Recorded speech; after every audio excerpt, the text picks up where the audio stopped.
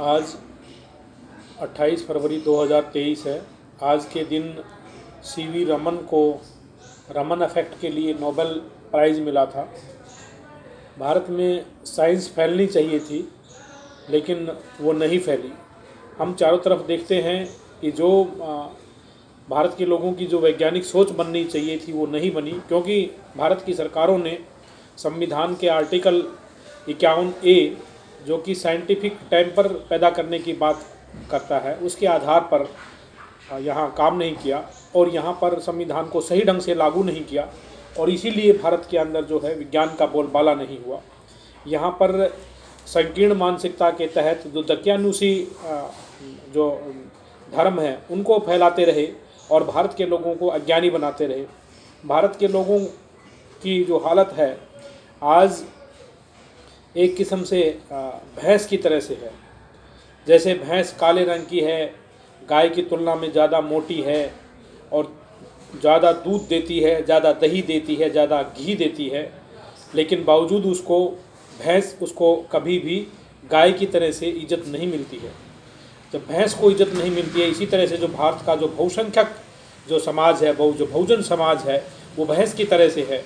Majority में वो काले रंग के लोग हैं और उनको जो है वो बहुत मेहनती हैं और बहुत मेहनत करते हैं, लेकिन उनको इज्जत नहीं मिलती है। तो भारत के जो लोगों की तुलना भैंस से इसलिए की जा रही है क्योंकि उनको इज्जत नहीं मिलती है और उनको भैंस की तरह से काटा जा रहा है।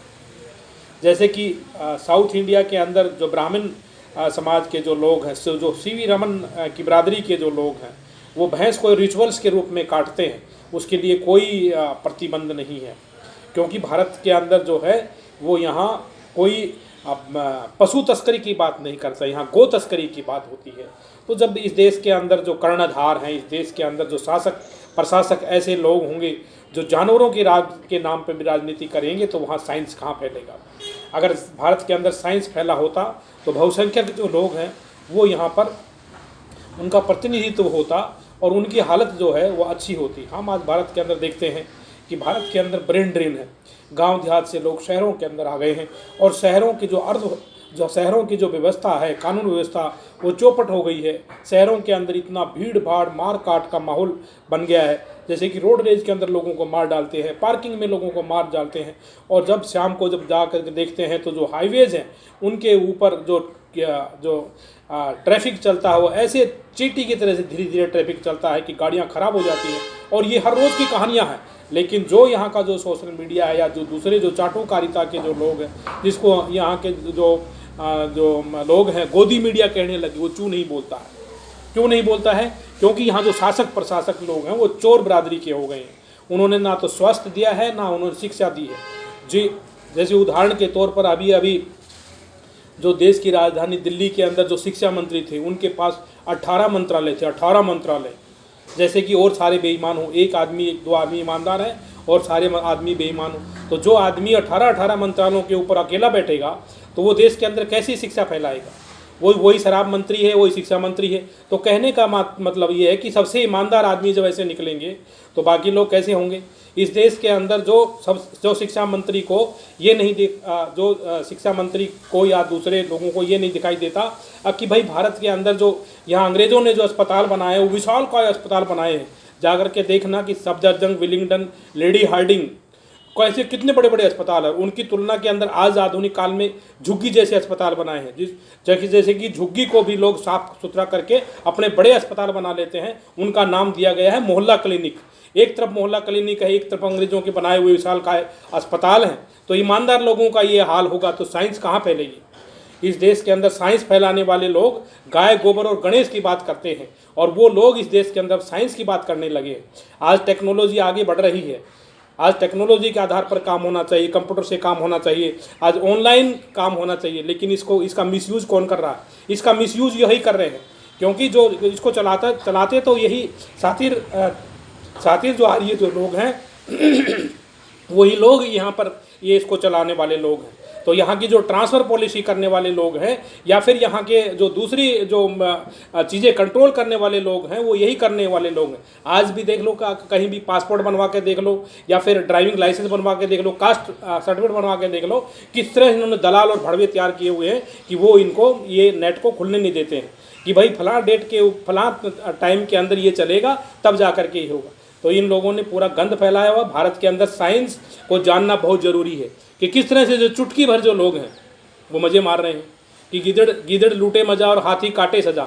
जो यहाँ पर मेजोरिटी में जो लोग हैं 85% 90% बहुजन जो लोग हैं जिनके गले में ये पट्टा होना चाहिए, बौद्ध धर्म का जो पट्टा होना चाहिए, उनके नेताओं के भी हाथों में लाल धागे बांधे हुए हैं। उनके जो बहुजन जो नेता हैं उनके यहाँ पर तिलक लगा दिए गए हैं। तिलक बांधने वाले, लाल धागा बांधने वाले माइक्रो माइनॉरिटी के ये आर्य जो लोग, किस तरह से इन्होंने मूल निवासी बहुजन समाज के नेताओं को गुलाम बना लिया है कि वो अपने आप को, अपने समाज को बताना नहीं चाहते। यदि कोई पढ़ा लिखा व्यक्ति यदि गांव से शहर में आ जाता है तो वो अपनी जात को छुपा लेता है। क्यों?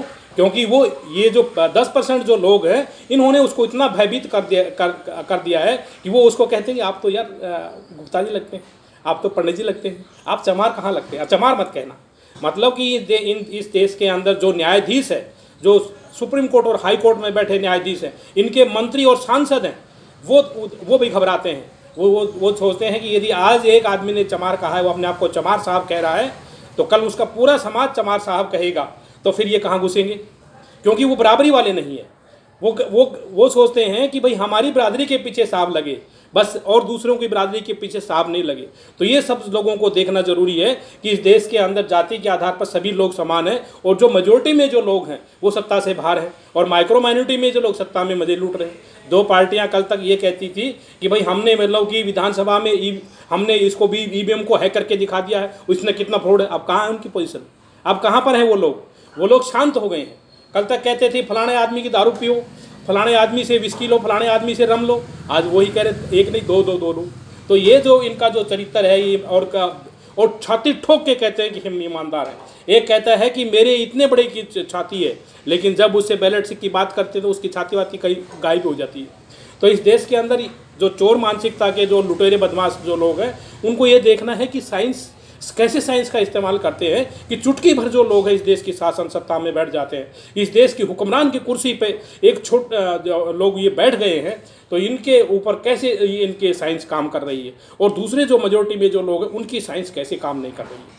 तो यहाँ पर जो बहुजन समाज में जो प्रोफेसर हैं, एडवोकेट हैं, डॉक्टर हैं, इंजीनियर हैं, उनको तो कम से कम ये खुल करके सामने आना चाहिए कि हम कुम्हार साहब हैं, हम लोहार साहब हैं, हम चमार साहब हैं, ताकि इस देश के अंदर बहुजनों की बात आगे बढ़े। क्योंकि लोग तो उनके जो लोग उनके पास आएंगे कैसे, जब वो छुप जाएंगे। तो ये साइंस का जो तरीका है इनसे सीखो, ताकि जो यहाँ पर चींटी जैसे जो लोग हैं वो हाथी जैसे लग रहे हैं, और हाथी जैसे लोग चींटी जैसे लग रहे हैं, इसके पीछे क्या साइंस है? यहाँ पर काले आदमी को भी गोरी बहू चाहिए, ऐसा क्या साइंस है कि काले लोगों के प्रति इतना नफरत कैसे पैदा हो गया? क्या शुरू से बचपन से उसके अंदर नफरत पैदा किया गया कि ऐसा कैसे ये विडंबना हो गई है कि काली लड़की जो हो गई है, खूब पढ़ी लिखी हो गई है, उसकी शादी करना बहुत मुश्किल हो जाता है। यहाँ पर लोगों की हालत ऐसी हो गई है कि जैसे कि भाई कि काला बामन और भूरा चमार, कि जो लोग जो चमारों के अंदर, लोहार कुम्हारों के अंदर जो गोरे रंग के हो गए वो अपने आप को पंडित से कम नहीं समझते हैं, वो अपने आप को जनरल का समझने लग जाते हैं, अपने समाज से कटने लग जाते हैं। ऐसा क्या मतलब कि साइंस होता है, क्या जादूगरी होती है? तो ये सब जानना बहुत ज़रूरी है। आज जो है विज्ञान का फैलना वास्तव में बहुत ज़रूरी है। अगर विज्ञान भारत के अंदर फैला होता तो भारत के अंदर जो अमीर जो लोग हैं आज अमेरिका में नहीं जाते, आज इंग्लैंड में नहीं जाते, और दूसरी जगहों पर नहीं जाते। ये क्या चमत्कार होता है कि भाई जो अपनी असली माँ है उसको तो तूड़े के छप्पर में डाल देता है और गाय को माँ मारने लग रहा है। इसमें क्या साइंस हो गई भाई? अपनी असली माँ की देखभाल नहीं करता है और उसको जिंदा जी उसको इलाज वलाज नहीं कराता है, और मरने के ऊपर उसको ऊपर कई पीपे घी डाल देता है। तो ये कौन से लोग हैं जो कि आकर के इस तरह की जादूगरी करने लग रहे हैं कि तो ये जो जानना बहुत ज़रूरी है कि जो लोग यहाँ आज भी 75 साल की आज़ादी के बाद भी भारत के अंदर ऐसे लोग हैं जो ये नहीं जानते कि उनको अपना नाम क्या लिखना है, वो ये नहीं जानते कि शादी कब करनी है, एक ही दिन में शादी करते हैं, सारे शहर को जाम कर देते हैं, इस देश की अव्यवस्था हो जाती। भारत में इतना पागलपन है, साइंस कहाँ है? तो साइंस को फैलाना बहुत ज़रूरी है, लेकिन फैलाएगा कौन? जिन लोगों को इससे, इन पागलों से जो लाभ हो रहा है वो साइंस को नहीं फैलाएंगे, लेकिन जिनके लोग जो ऐसे हैं उनको ही फैलाना ज़रूरी है। और भारत के अंदर जब देखते हैं कि बटन कहीं दबाया जाता है, वोट कहीं चला जाता है, और जो इसकी दुहाई मारते थे, चिंगा चिंगा बोलते थे कि हम इसके अंदर वो करेंगे, तो वो करने वाले कहाँ हैं? वो इस बैलेट से चुनाव कराने वाले लोग कहाँ हैं? जब यहाँ इस देश के अंदर नोटों की गिनती होती है, थूक लगा लगा के गिनती होती है, मशीनों से गिनती होती है, लेकिन वोटों की गिनती नहीं होती। वोट चोरी जो करना है वो प्राइमरी है, और जो नोट चोरी करना सेकेंडरी है। आज घोटाले हो रहे हैं, आईएएस ऑफिसर भ्रष्ट बन रहा है, ऑल इंडिया लेवल के जो अधिकारी ब्यूरोक्रेट्स लोग हैं, आईपीएस ऑफिसर, वो भ्रष्ट बन रहे हैं। कैसे? क्योंकि नेता ऐसा है।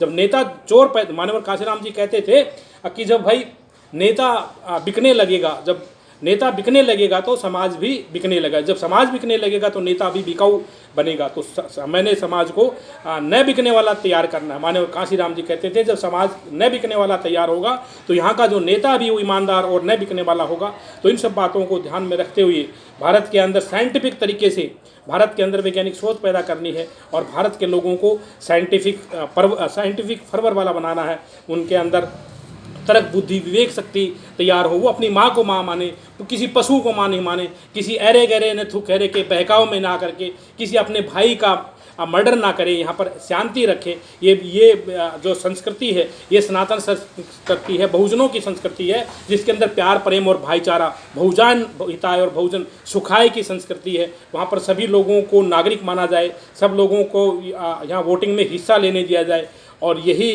जो बातें बहुत महत्वपूर्ण बातें हैं। तो साइंटिफिक तरीके से आगे बढ़ना है। आज जो के दिन हम यही पढ़ लेते हैं कि यहाँ सभी बिरादरियों के लोगों को आगे आना है, चाहे वो किसी भी बिरादरी के, और उनको सभी तभी समझा जाएगा जो बराबरी की बात करेंगे। जब एक ब्राह्मण ये कहेगा कि मैं चमार साहब के कहने से डरूंगा नहीं, क्योंकि उसको ये उसके दिमाग में ये घुसा दिया गया है झूठा कि चमार को चमार कह दोगे तो केस हो जाएगा। चमार का मर्डर कर देते, चमार की ज़मीन छीन लेते हैं, तब तो कुछ ना होता, और चमार को चमार कह दो तो केस हो जाएगा। ये सातिर बदमाश लुटेरे जो लोग हैं शासन सत्ता में बैठे हुए, न्यायपालिका में जो बैठे हुए हैं, जो बराबरी की बात नहीं करते, संविधान और कानून की बात नहीं करते, इनको नंगा करना है, भारत के अंदर साइंस को फैलाना है।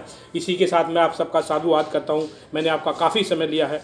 सभी को जय भीम, जय भारत, नमो बुद्धाय, खुदा हाफिज़। मैं डॉक्टर आर के चमार बोध, सोशल एक्टिविस्ट, दिल्ली।